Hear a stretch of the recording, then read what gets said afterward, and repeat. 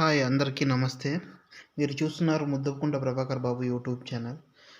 ఆహ్, రైతులు ఎక్కువగా విత్తనాలనేవి పురుగులు పడుతుంటాయి. లేదంటే పుచ్చిపోతుంటాయి. పుచ్చిపోకుండా ఉండాలంటే ఏం చేయాలంటే, ఈ కందులు కానీ, అనుములు కానీ నెక్స్ట్ సంవత్సరానికి విత్తనాలుగా ఉపయోగపడాలంటే ఆ విత్తనాలను మనము ఎర్రమన్ను పెట్టుకోవాలనమాట. అది ఎలా పెట్టుకోవాలంటే, మనం ఇప్పుడు చూస్తున్నట్లయితే మీరు అనుములు చూస్తున్నారు. ఆ అనుములను ఫస్ట్ నీళ్ళలో నానబెట్టుకోవాలి.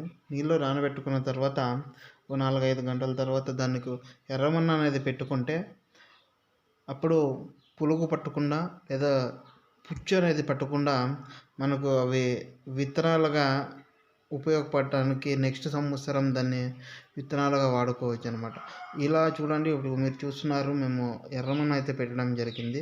అవి ఇవైతే దాదాపు ఒక 1 ఇయర్ పాటు కూడా నిల్వ ఉంటాయి. ఇవి మన పొలంలో మళ్ళీ విత్తనాలుగా వాడుకోవచ్చు.